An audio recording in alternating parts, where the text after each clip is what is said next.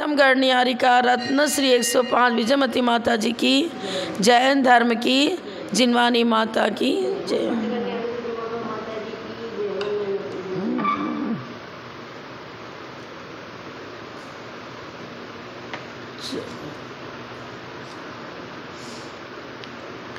कीर्त्या महत्या भुवि वर्धमानं त्वां वर्धमानं स्तुतिगोचरत्वं निनीशवस्मो वयमद्य वीरं विशीर्ण दोषाशय पाशबंधम। Page number 62 छोटी पुस्तक से, श्लोक नंबर 47। श्लोक नंबर 47। न द्रव्य पर्याय पृथक व्यवस्था द्वय्यात्म्यमेकार्पणया विरुद्धं धर्मी च धर्मश्च मिथस्त्रिधेमौ न सर्वथा ते विमतौ विरुद्धौ।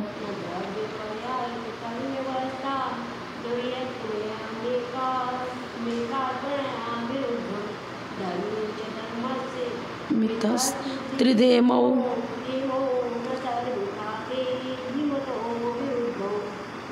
एकांतवादी वह खंडन कर रहे हैं। कुछ लोगों का कहना है कि द्रव्यम एव लगा के चर्चा चलेगी। द्रव्य ही है, पर्याय तो कोई चीज़ होती ही नहीं है। मात्र द्रव्य को स्वीकार करता है एक, दूसरा कहता है पर्याय मात्र। अब जैसे बौद्ध मत वाले हैं, क्षणिकवादी हैं, प्रत्येक वस्तु माने उत्पन्न होना नष्ट होना, उत्पन्न होना नष्ट होना, यही स्वीकार करते हैं। तो पर्याय मात्र को मानो और द्रव्य को न मानो तो प्रश्न उठता है कि वो पर्याय किस में घटित होगी। जैसे हम मनुष्य हैं तो जीव है, पहले जीव का अस्तित्व स्वीकार करो, तब उस जीव की पर्याय मनुष्य पर्याय स्वीकार की जाएगी। और द्रव्य मात्र को स्वीकार करो, द्रव्य की पर्याय क्या चल रही है, शुद्ध पर्याय है क्या अशुद्ध पर्याय है। द्रव्य अकेला पर्याय दोनों ही प्रमाण का विषय नहीं बनता। द्रव्य मात्र को स्वीकार करो तो द्रव्य मात्र को स्वीकार करने पर भी वस्तु व्यवस्था नहीं बनती है, क्योंकि उस प्रकार से प्रमाण से, निक्षेप से, नय से पदार्थ की सिद्धि नहीं हो पाती। पर्याय मात्र को स्वीकार करो तो भी गलत। पृथक द्रव्य अलग, बिल्कुल अलग, माने प्रदेश भेद पूर्वक द्रव्य बिल्कुल अलग। जैसे टेबल अलग है, पुस्तक अलग है, ऐसा द्रव्य और पर्याय को सर्वथा पृथक मानो तो भी व्यवस्था नहीं बनती। न व्यवस्था, तीनों में व्यवस्था नहीं बनती। द्रव्य मात्र को मानो, द्रव्य पर्याय को मानो और द्रव्य पर्याय दोनों को सर्वथा पृथक मानो तो तीनों में भी वस्तु व्यवस्था नहीं बनती है। हम द्रव्य मात्र को स्वीकार करें, जीव द्रव्य है, पर अवस्था क्या है, पर्याय क्या है। जैसे बाल्यावस्था, युवावस्था, वृद्धावस्था, जीव है पता, पर वो अभी बाल्यावस्था उसकी गुजर रही है कि युवावस्था गुजर रही है कि वृद्धावस्था गुजर रही, कोई ना अवस्था तो माननी पड़ेगी। पुद्गल द्रव्य माना तो पुद्गल द्रव्य में तो बहुत सारे आइटम आ जाएंगे।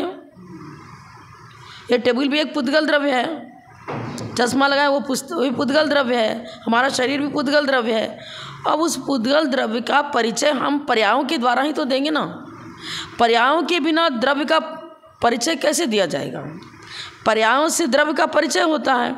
अब तुम पर्यायों को स्वीकार न करो, द्रव्य मात्र स्वीकार करो तो भी गलत, और पर्यायों को स्वीकार करो तो पर्याय किस में बन रही है। द्रव्य के बिना पर्याय किस में घटित होगी। हाँ, तो द्रव्य मात्र को स्वीकार करने वाला भी सिद्धांत घटित नहीं होता, पर्याय मात्र को स्वीकार करने वाले का भी सिद्धांत घटित नहीं होता, क्योंकि युक्ति संगत नहीं है, प्रमाण संगत नहीं है, वस्तु का स्वरूप वैसा है ही नहीं। गुण पर्याय व द्रव्यम, गुण और पर्याय को लिए ही द्रव्य होता है, और पर्याय को द्रव्य से सर्वथा पृथक बिल्कुल अलग अलग मानो तो वो भी नहीं बनेगा। कैसे बनेगा। जैसे कलश अलग है, ग्लास अलग है, दो अलग अलग पदार्थ हैं। कलश तो कलश है, कलश को ग्लास बिल्कुल भिन्न द्रव्य है ना, वो तो है पुद्गल ही दोनों, लेकिन प्रदेश भेद पूर्वक है ना दोनों। उसका प्रदेश, उसकी रचना, एक सोने का कलश रखा है, एक पीतल का ग्लास रखा है, और दोनों का आइटम अलग अलग है।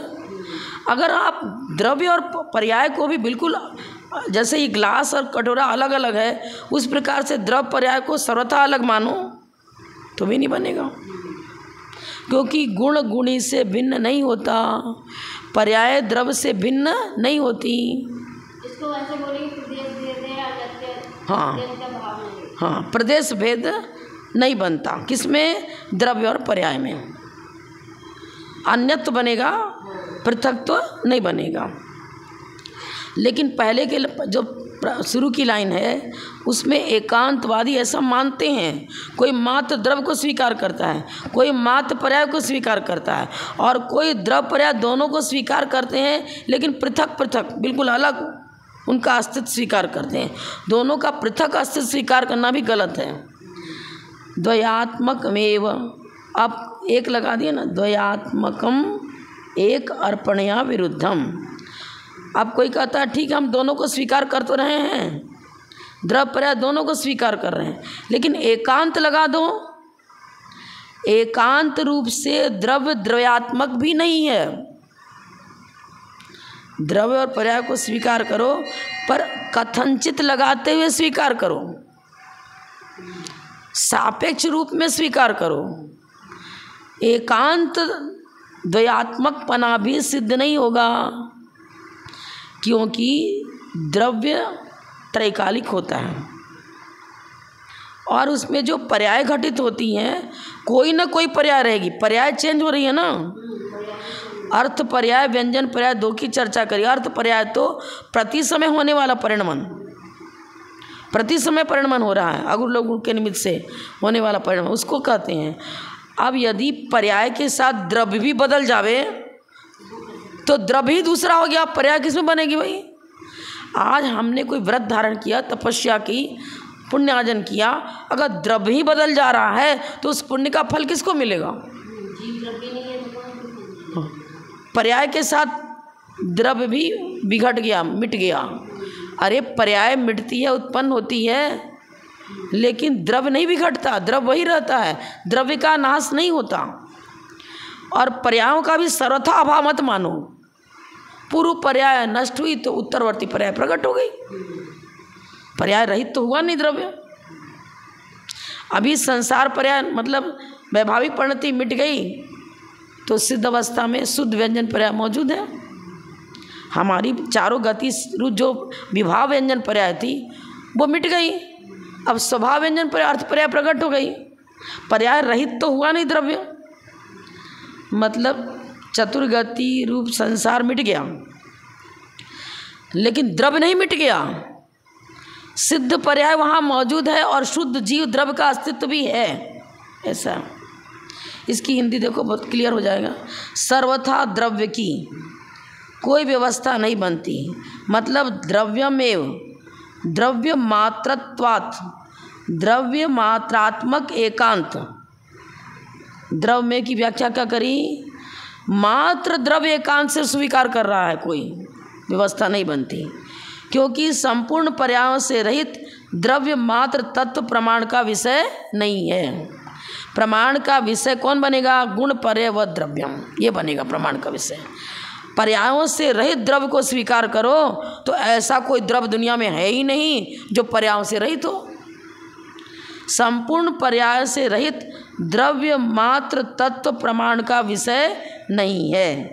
प्रत्यक्ष से, इंद्रिय प्रत्यक्ष से और अतीन्द्रिय प्रत्यक्ष से किसी प्रकार से मात्र द्रव्य की सिद्धि नहीं होती है। पर्याय सहित ही द्रव्य की सिद्धि होगी, जब भी होगी तो।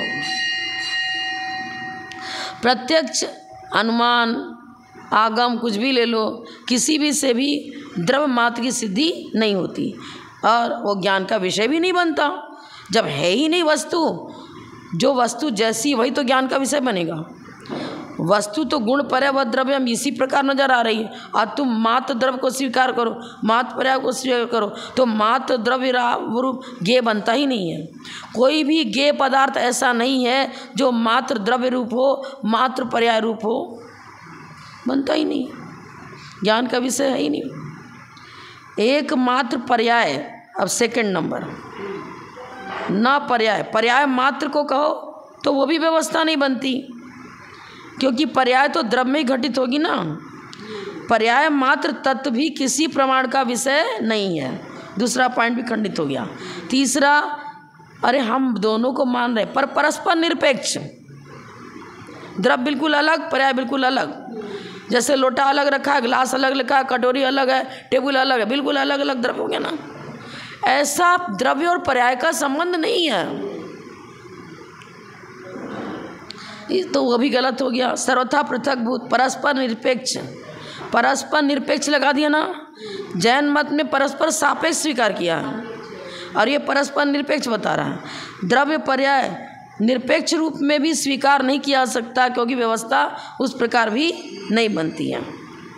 क्योंकि सकल प्रमाण, मत ज्ञान, शुद्ध ज्ञान, अवधि ज्ञान, मन परिज्ञान, केवल ज्ञान, किसी भी ज्ञान का विषय अकेला द्रव्य, अकेला पर्याय, परस्पर निरपेक्ष द्रव्य और पर्याय ज्ञान का विषय बनता ही नहीं है। किसी भी ज्ञान का विषय नहीं बनता, युक्ति संगत है ही नहीं, प्रमाण संगत है ही नहीं। द्रव्य मात्र की, पर्याय मात्र की तथा पृथक भूत, स्वतंत्र बिल्कुल पृथक भूत द्रव्य पर्याय मात्र की व्यवस्था न बन सकने से यदि सर्वथा द्वयात्मक एक तत्व माना जाए। अब कह रहा कि चलो हम तीनों को, हम तो दोनों को मान रहे हैं ना। एक चौथा पॉइंट खड़ा हो गया। चौथा वाला क्या बोल रहा है? तत्व एक है और वो तत्व सर्वथा द्वयात्मक, जीव तत्व एक मान लिया, उसमें हमें द्रव्यत्वपना और पर्यायपना दोनों सिद्ध करना है। पर द्रव्य और पर्याय दोनों को सर्वथा द्वयात्मक मत मानो, कथनचित द्वयात्मक मानो। द्रव्य त्रैकालिक होता है और पर्याय यहाँ तक कि सिद्ध पर्याय होने के बाद भी उसमें आगु लघु के निमित्त से परिणमन हो रहा है।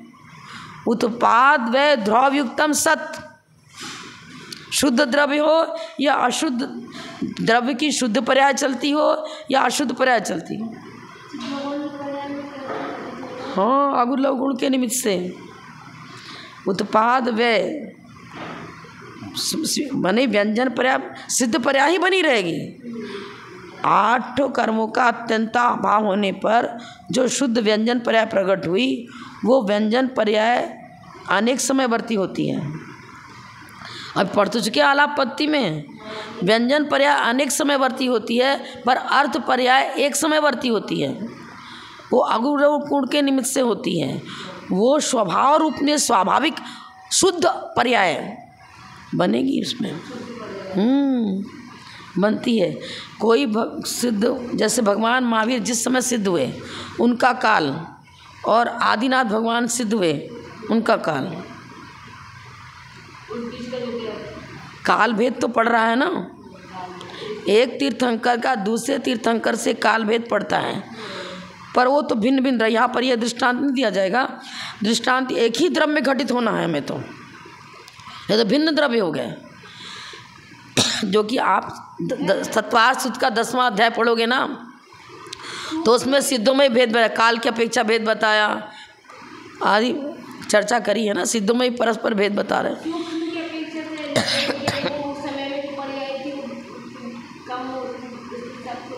यहाँ हम एक ही द्रव्य में घटित करेंगे। भगवान महावीर शुद्ध अवस्था को प्राप्त हो गए, ठीक है। अब क्या कूटस्थ नित्य है क्या? वो व्यंजन पर्याय तो वही बनी रहेगी, पर उस द्रव्य में अर्थ पर्याय बन रही है। परिणमनशीलता यदि नहीं स्वीकार करोगे तो कूटस्थ नित्य हो जाएगा। सर्वथा नित्य वस्तु नहीं है। गुण पर्याय व द्रव्यम, ये परिभाषा सिद्धों के साथ भी तो घटित होगी। और पर्याय का मतलब परिणमनशीलता।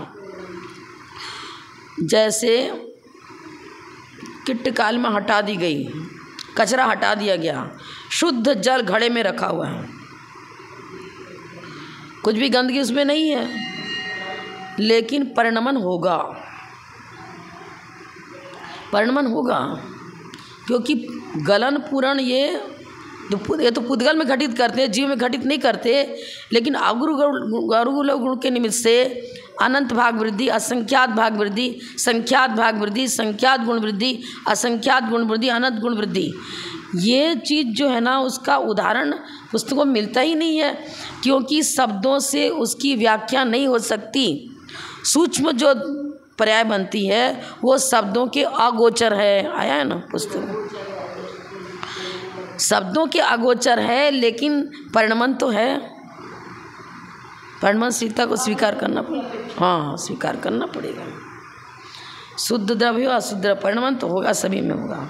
और यदि द्रव्य को पर्याय से बिल्कुल भिन्न मान लेंगे तो द्रव्य में ही तो परिणमन होता है। तुमने द्रव्य को तो बिल्कुल अलग कर दिया, परिणमन किस में हो? परिणमन के लिए कोई आधार चाहिए ना। किस में परिणमन हो रहा है? किसकी बाल्यावस्था, किसकी युवावस्था, किसकी वृद्धावस्था?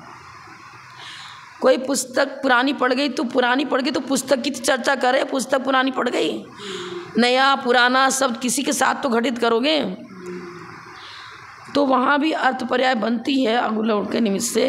कोई भी द्रव्य हो, जीव और पुद्गल में तो वैभाविक परिणमन स्वाभाविक परिणमन दोनों है, तो वहाँ तो व्याख्या बन रही है। अब धर्म द्रव्य, अधर्म द्रव्य, आकाश द्रव्य, वहाँ तो अगुलौट के गुरु के निमित्त से जो अर्थ पर्याय बनती है वही सिद्ध होगी। उसकी व्यंजन पर्याय, उसमें अनेक समयवर्ती पर्याय परिणमन होता ही नहीं है। प्रति समय परिणमन होने वाला परिणमन मौजूद है।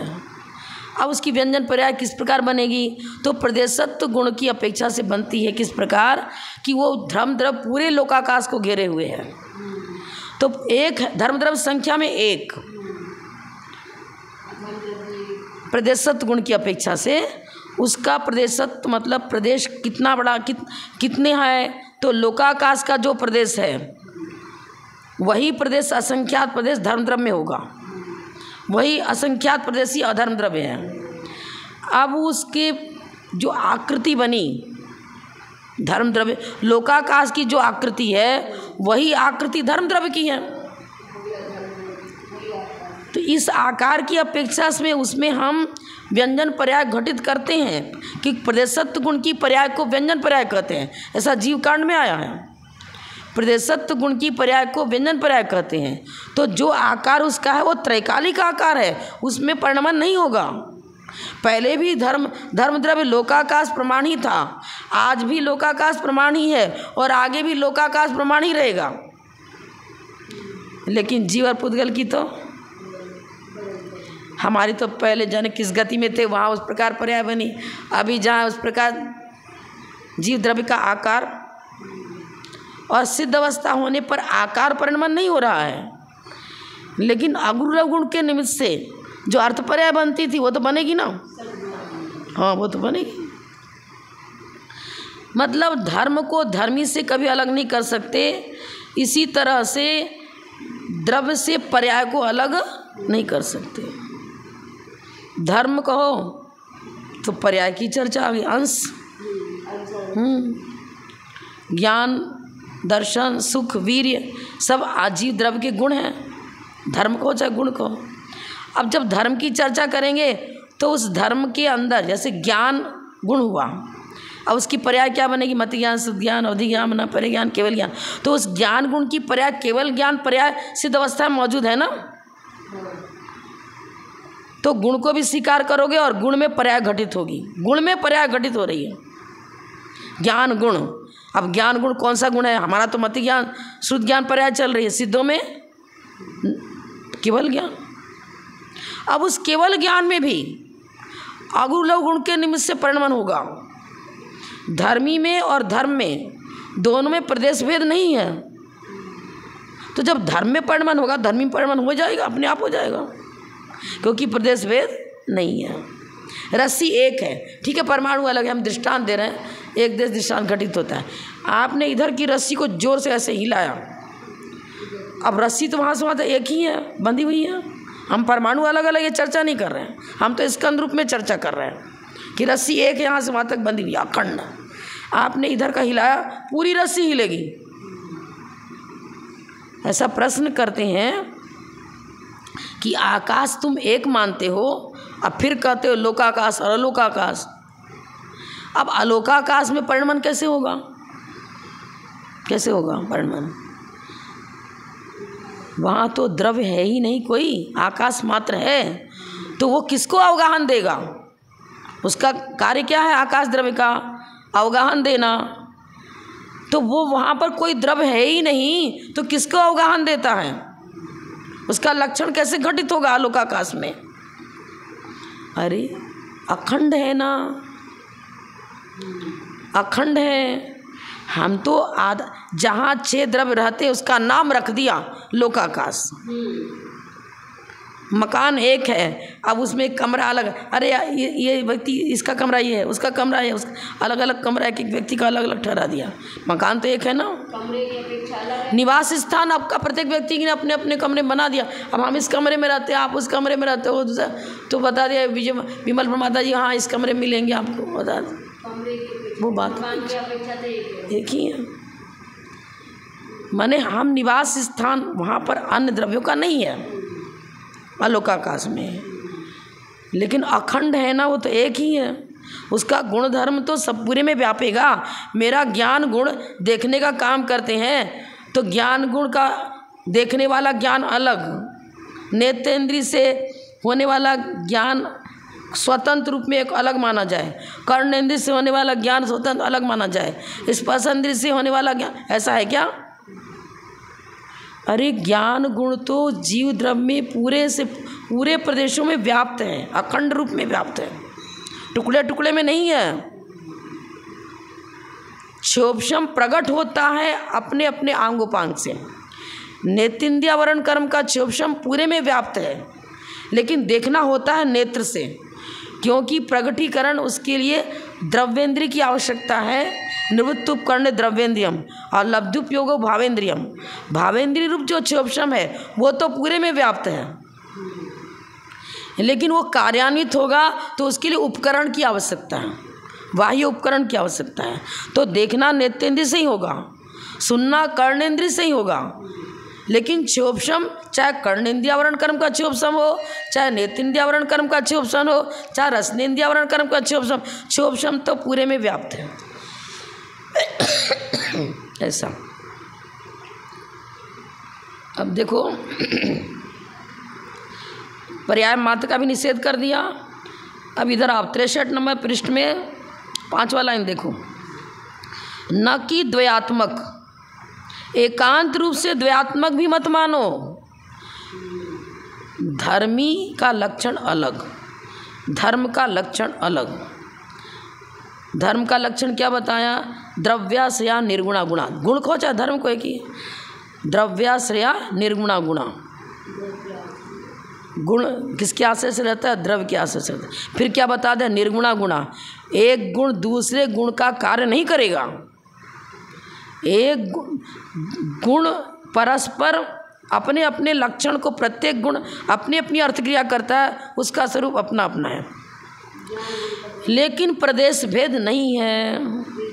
द्रव्य और गुण में प्रदेश भेद नहीं होता, और उसके अंदर जो पर्याय बन रही हैं वो भी प्रदेश भेद पूर्वक नहीं है।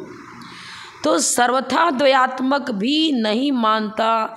उन तीनों को जब निष्कासित कर दिया गया तो चौथा एकांतवादी खड़ा होता है और वो कहता है कि हम तो सर्वथा द्वयात्मक मानते हैं। सर्वथा माने एकांत रूप में, कथनचित नहीं लगा रहा है। हम तो कथनचित द्वयात्मक मानेंगे और वो सर्वथा द्वयात्मक मान रहा है, तो भी गलत है। कौन ऐसा अमूढ़ समझदार है जो प्रमाण को अंगीकार करता हुआ सर्वथा शब्द का प्रयोग करेगा? सर्वथा एक वस्तु के दो भिन्न आत्माओं की अर्पणा विवक्षा करे। दो भिन्न आत्मा हो गई। भिन्न आत्मा माने भिन्न द्रव्य, द्रव्य गुण पर्याय। एक यहाँ पर कोई वस्तु रखी है, एक यहाँ रखी है, कि तीन भिन्न भिन्न। हमारे जैन मत में गुण पर्यायों की चर्चा इस प्रकार भिन्न भिन्न नहीं की गई है, प्रदेश भेद नहीं है। एक पेन आपने यहाँ रख दिया, एक पेन बीच में रखा, एक पेन यहाँ लग, तीनों पेन अलग अलग है ना, अपना अपना अस्तित्व लिए। तीनों अगर भिन्न अभिन्न हो जावे तो एक पेन उठाओगे तो तीनों उठ जाएंगे। फिर तो तीन पेन रखे हुए टेबल पर, आपको लिखने की आवश्यकता है, आपने एक पेन उठाया, ये तीनों सर्वथा अभिन्न है तो एक के उठाने पर तीनों उठ जाएंगे। फिर तो सर्वथा अभिन्न थोड़े ही है। नहीं, वो तो प्रदेश भेद है ना तीनों का। और हम इसी तरह से गुण और मुनि में प्रदेश भेद माने, द्रव्य गुण पर्याय तीनों प्रदेश भेद माने तो गलत हो जाएगा। पर्याय के बिना द्रव्य जिंदा नहीं रहेगा, द्रव्य की चर्चा नहीं, द्रव्य का अस्तित्व खत्म हो जाएगा। द्रव्य के बिना पर्याय का अस्तित्व खत्म हो जाएगा। द्रव्य के बिना गुण की चर्चा नहीं, गुण के बिना गुणी की चर्चा नहीं, गुणी के बिना गुण की चर्चा नहीं। सर्वथा कैसे लगा रहे हो? सर्वथा मत लगाओ, अपने अपने स्वरूप को लिए हुए हैं। ज्ञान, दर्शन, सुख, वीर, समस्त सम्यक ज्ञान, सम्यक चारित्र, उत्तम क्षमा, मार्दव, आर्जव आदि जो परिभाषाएं मिलती हैं अपने आगम में। क्षमा की परिभाषा क्रोध के अभाव से प्रकट हुआ, क्षमा गुण प्रकट हुआ। गुण तो है लेकिन वैभाविक परिणमन कर रहा था, क्रोध रूप परिणमन चल रहा था तो उसको क्रोधी कहते थे। अब क्रोध का आत्यंतिक उच्छेद हो गया, अब उत्तम क्षमा गुण प्रकट हो गया। जल तो वही है, किट्टकालमा से सहित था, किट्टकालमा अलग कर दी। जल तो जल है, मतलब सर्वथा भेद। किट्ट कालिमा चूंकि अलग चीज़ थी उसको अलग हटाया जा सकता है, लेकिन धर्म को, जल के अंदर जो शीतलता धर्म है, जल का गुण क्या है? शीतलता, प्रवाहशील। अब जल को के अंदर शीतलता को हटा सकते हो क्या? किट्ट कालिमा तो हटा दी गई, पर उसका शीतलता जो गुण है वो हटाया जा सकता है क्या? जीव के अंदर चेतना गुण है वो हटाया जा सकता है क्या? अभिन्न है, पर हम सर्वथा अभिन्न नहीं मानते। सर्वथा अभिन्न मान लेंगे तो सांख्य मत आ जाएगा, कुटस्थ नित्य आ जाएगा।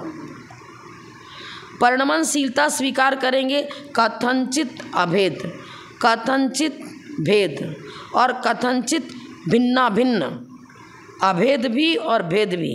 कथनचित भेदाभेदात्मक, कथनचित भेद, कथनचित अभेद और कथनचित भेदाभेद, तीनों हम सब कथनचित लगा रहे हैं। ये क्या कर रहा है? नहीं, सर्वथा द्वयात्मकम एक अर्पणया विरुद्धम। अगर द्वयात्मक सर्वथा मान लोगे तो फिर अर्पिता नर्पित सिद्धे, एक ही व्यक्ति की चर्चा कर रहे हैं और गुण धर्म अनेक हैं। अब किसको अर्पित करें, किसको अनर्पित करें, किसका प्रतिपादन करें, किसका प्रतिपादन नहीं करें, है तो सब उसी में। एक अर्पित होता है, अन्य अनर्पित रहता है, और इस प्रकार से तो व्यवस्था बनती है। और सर्वथा द्वयात्मक मान लो तो अर्पिता नर्पित सिद्धे, इस सूत्र की चर्चा नहीं हो पाएगी। और इस सूत्र के बिना लोक व्यवहार ही नहीं बनता। इस सूत्र के बिना निश्चय ने, व्यवहार ने, कोई भी प्रमाण ने, निक्षेप, सब इस सूत्र को आधार में लिए हुए हैं, अर्पिता नर्पित सिद्धे। जब द्रव्यार्थिक नय को मुख्य बनाते हैं तो पर्यार्थिक नय के विषय गौण कर देते हैं, लेकिन उसमें सापेक्ष स्वीकार कर रहा है, गौण कर रहा है, सर्वथा हटा नहीं रहा है। अब तुम सर्वथा द्वयात्मक मान लो तो हम आपसे पूछना चाहते हैं कि तपस्वी सम्राट महाराज का कर्तृत्व व्यक्तित्व क्या था, आप बताओ। उनकी चर्चा करो, कैसे करेंगे? वचनों में वो शक्ति नहीं है कि सारे गुण धर्मों को एक साथ कह सके। सर्वथा द्वयात्मक नहीं बनेगा। और प्रत्येक गुण निर्गुणा गुणा, सर्वथा द्वयात्मक कैसे कहोगे? एक गुण दूसरे गुण से स्वरूप भेद को लिए हुए, लक्षण भेद है, लेकिन द्रव्य के साथ उसका अभेद है। गुण का द्रव्य के साथ अभेद है। अब सर्वथा अभेद मानो तो भी गलत, सर्वथा भेद मानो तो भी गलत, सर्वथा भेदाभेद मानो तो भी गलत। जिस समय हम जानने का काम कर रहे हैं तो दर्शन पूर्वक ज्ञान होता है, पहले सामान्य अवलोकन। छद्मस जीव का तो इसी प्रकार है।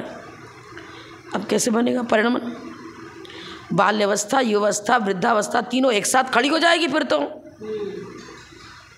भेदाभेदात्मक मानो, जीव तो वही है, पर पहले बाल्यावस्था में था, फिर युवावस्था में पहुंचा, फिर वृद्धावस्था में पहुंचा। सर्वथा कैसे घटित करेंगे? बनेगा नहीं, बनेगा किसी प्रकार, लोक व्यवहार में ही घटित नहीं होता। ये तो कोरा बकवास है तुम्हारा। देखो आगे क्या कर रहा है वो, हे वीरजिन, यहाँ बता रहे थे ना हम, सर्वथा द्वयात्मक मानो तो फिर किसकी चर्चा, हम इस सब की चर्चा एक समय में कर नहीं सकते, विरुद्ध बन जाएगा। धर्मी च धर्मश्च, धर्मी और धर्म, मिथा माने परस्पर में, त्रिधा प्लस इमऊ आएगा ना, इमऊ माने ये धर्म हो या धर्मी हो, और धर्म धर्मी दोनों, 3 पॉइंट आता है ना, त्रिधा मिथा प्लस त्रिधा प्लस इमऊ, अवर्ण निवर्ण ए हो गया, ये 3 पॉइंट हैं। इन तीनों में कथनचित लगा तो सब सिद्ध हो जाएगा। और सर्वथा लगा दो, सर्वथा धर्मी को स्वीकार करो, सर्वथा धर्म को स्वीकार करो, अर्थात दोनों को कथनचित न लगाते हुए सर्वथा अभेद रूप में स्वीकार करो, नहीं बनेगा। कथनचित लगा, न सर्वथा, ये तीनों में सर्वथा मत लगाओ। सर्वथा सिद्ध करोगे तो युक्ति संगत नहीं बनेगा। ते अभिमतौ, हे भगवान, जिनेंद्र मत से ये सारे के सारे विरुद्ध पड़ते हैं। और जिन मत से विरुद्ध पड़ते ही नहीं, जिन मत युक्ति संगत है, यथार्थ है, यथार्थता को लिए हुए है, और ये सब अयथार्थ है, क्योंकि वस्तु स्वरूप वैसा है ही नहीं। जिन मत में जैसा वस्तु का स्वरूप है वैसा ही प्रतिपादन किया गया है, और ये एकांत को लेकर के बैठ गए, और वस्तु एक धर्मात्मक है ही नहीं, अनेक धर्मात्मक है। सर्वथा न सर्वथा, ये तीनों ही, त्रिधा लिखा है ना, तीनों ही प्रकार, अर्थात तीनों प्रकार के मत, सर्वथा द्रव्य, सर्वथा पर्याय और पृथक पृथक द्रव्य पर्याय को, तीनों को स्वीकार, 3 हो गया ना, 3 पॉइंट हो गया। फिर चौथे में क्या बताया, द्वयात्मक, हम सबको स्वीकार कर रहे हैं लेकिन सर्वथा लगाते हुए स्वीकार करो, तो भी नहीं बनेगा। त्रयात्मक में भी सर्वथा मत लगाओ, उसमें भी कथनचित लगाओ, तब बनेगा। हे वीर, जिन आपके मत में श्यादवाद शासन में ये धर्मी से लिया द्रव्य है, धर्म से लिया पर्याय, ये द्रव्य और पर्याय दोनों असर्वथा रूप से, सर्वथा नहीं लगा रहे, असर्वथा माने कथनचित, इन्होंने सर्वथा लगाया था एकांतवादियों ने, और हम असर्वथा का कथनचित लगाते हैं। असर्वथा रूप से अर्थात कथनचित रूप से भिन्न, अभिन्न और भिन्ना भिन्न, कथनचित भिन्न, कथनचित अभिन्न और कथनचित भिन्ना भिन्न माने गए हैं। जैन सिद्धांत में तीनों को स्वीकार किया है, पर कथनचित, सर्वथा विरुद्ध नहीं, सर्वथा मत मानो, सर्वथा मानोगे तो विरुद्ध बन जाएगा, वस्तु की व्यवस्था बन ही नहीं पाएगी। क्योंकि सर्वथा रूप से 3 प्रकार माने जाने पर भी ये प्रत्यक्ष आदि प्रमाणों से विरुद्ध ठहरते हैं। यदि इनके साथ सर्वथा विशेषण लगा दोगे तो प्रत्यक्ष आदि प्रमाणों से ये विरुद्ध ठहरते हैं, और विरुद्ध रूप में आपको अभिमत, आपके अभिमत से विरुद्ध हो गए। तो श्यात पदात्मक वाक्य न तो धर्मात् का प्रतिपादन करता है, श्यात कथनचित, श्यात शब्द से सप्तभंगी न्याय श्यात शब्द को लिए हुए है, श्यात को न स्वीकार करो। श्यादात्मक वाक्य न तो धर्मात् को स्वीकार करता है, मतलब मात्र पर्याय को स्वीकार नहीं करता, न धर्मी मात्र द्रव्य को स्वीकार नहीं करता, धर्म धर्मी दोनों को भी सर्वथा अभिन्न स्वीकार नहीं करता। जैन मत सर्वथा द्रव्य, सर्वथा पर्याय और सर्वथा धर्म धर्मी को भी सर्वथा लगा करके स्वीकार नहीं करता, कथनचित लगेगा। क्योंकि द्रव्य का लक्षण अलग, गुण पर्याय व द्रव्यम, पर्याय का अलग, द्रव्यास्य या निर्गुणा गुणा करके पर्याय के, और पर्याय का क्रम वर्तिना पर्याय, अन्वयनो गुणा, ये सारी परिभाषाएं है ना।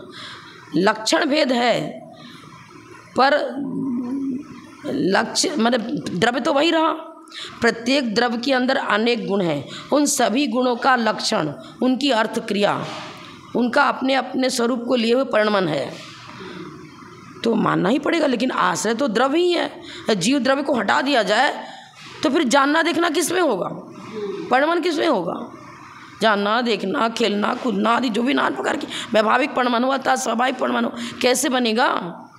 उसमें ही तो बनेगा। सूत ही नहीं है तो फिर आप कहो कि सूत है ही नहीं, और वस्त्र की चर्चा करो, और वस्त्र की चर्चा करो, आप आभरण की मतलब अलग अलग जैसे पोशाक तैयार कर रहे हैं, ये ब्लाउज है, ये पेटीकोट है, ये अमुक, ये शर्ट है, ये पाजामा है, ये पर्याय तब स्वीकार की जाएंगी जब आप पहले तो द्रव्य को स्वीकार करो।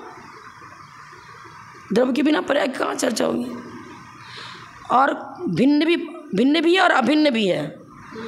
अब हम शर्ट को शर्ट कहेंगे, सूत नहीं कहेंगे, कपास नहीं कहेंगे।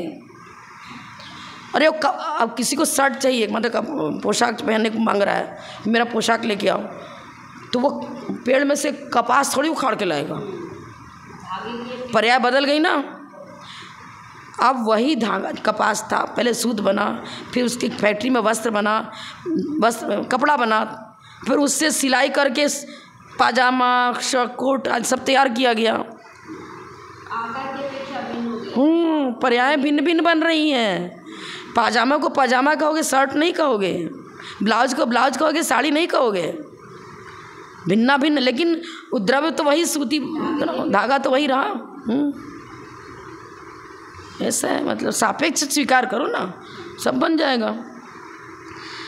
द्रव्य एकांत, पर्याय एकांत, परस्पर निरपेक्ष पृथक भूत द्रव्य पर्याय एकांत की व्यवस्था नहीं बनती, और एकांत से त्रयात्मकता भी नहीं बनती। एकांत से त्रयात्मकता भी नहीं बनती। द्रव्य पर्याय इनमें एकांत रूप से इनको द्वयात्मक करके स्वीकार करो तो भी नहीं बनेगा, क्योंकि द्रव्य त्रैकालिक होता है और पर्याय क्रमवर्ती होती हैं। लक्षण भेद है। लक्षण भेद होते हुए भी हम उनमें अभेद भी सिद्ध कर रहे हैं कि प्रदेश भेद न होने से द्रव्य पर्याय से बिल्कुल अलग नहीं है, पर अन्य तो है। ज्ञान, दर्शन, सुख, वीर, ये सब चैतन्य गुण की पर्याय हैं। ज्ञान को ज्ञान कहेंगे, ज्ञान सुख की परिभाषा अलग, ज्ञान की परिभाषा अलग। अनाकुल लक्षण वाला अतीन्द्रिय सुख, सुख की चर्चा अलग करी है ना। और जानना अलग, जानने का काम ज्ञान, ज्ञान गुण की पर्याय बनेगी जानने में। तो किस ज्ञान, हमारे ज्ञान गुण कौन सी पर्याय चल रही है? ज्ञान तो गुण है, पर पर्याय भिन्न भिन्न बताएं। मति ज्ञान की परिभाषा अलग, शुद्ध ज्ञान की परिभाषा अलग, केवल ज्ञान की परिभाषा अलग। अगर बिल्कुल अभेद मान लोगे तो ये परिभाषाओं, लक्षण जो अलग अलग बताए जा रहे हैं, कैसे बनेगा? बन ही नहीं सकेगा। सब एक हो जाएंगे। हमको भी आप सिद्ध कर सकते हो, भेद ही नहीं है जब। तो सर्वथा द्रव्य, द्रव्य एक रूप हो गया सर्वथा। फिर ये एक इंद्रिय, ये दो इंद्रिय, ये तीन इंद्रिय, पंचेंद्रिय, ये नारकी, ये तिर्यान, चरदेव, ये सिद्ध, ये अनंत, कैसे बनेगा? और एक ही जीव में ये सब पर्याय घटित हो रही। भगवान महावीर की जीवनी पढ़ लो, कितनी कितनी पर्यायों में से गुजरे वो, लेकिन वही है, वही भगवान महावीर का जीव है। वही भगवान महावीर वही भी दिखा रहे हैं और नहीं भी दिखा रहे हैं, भिन्न भी दिखा रहे हैं और अभिन्न भी दिखा रहे हैं, पर सर्वथा भिन्न भी नहीं, सर्वथा अभिन्न भी नहीं, और भिन्ना भिन्न भी सर्वथा, द्वयात्मक भी सर्वथा नहीं लगा रहे। कथनचित कथनचित किस समय, किस काल में, किस पर्याय में थे, किस कर्म के उदय से कहाँ थे और अब कहाँ पहुँच गए, सब कुछ भिन्ना भिन्न, उसमें भी कथनचित। अब कथनचित इसलिए तो बता रहे सिद्ध भगवान निष्पीत अनंत पर्याय। सिद्ध भगवान में भी कथनचित लेगा, त्रैकालिक सिद्ध नहीं है वो पर्याय। सिद्ध पर्याय त्रैकालिक नहीं है, सादी अनंत पर्याय है। फिर कैसे बनेगा? ये क्या दूसरा पकड़ेंगे ना तो फिर टाइम ज़्यादा लगेगा। पढ़ूँ दूसरा श्लोक? ये तो पूरा हो गया ना, क्लियर हो गया। दृष्टागमाभ्याम अविरुद्धमर्थ प्रारूपणम युक्तनुशासनम ते प्रतिक्षणम स्थित्युदय व्ययात्म तत्व व्यवस्थम सदिहार्थ रूपम।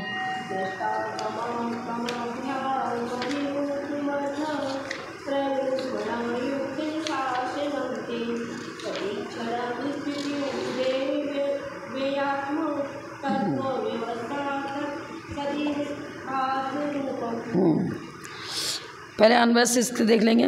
48 नंबर सूत्र है ना, श्लोक।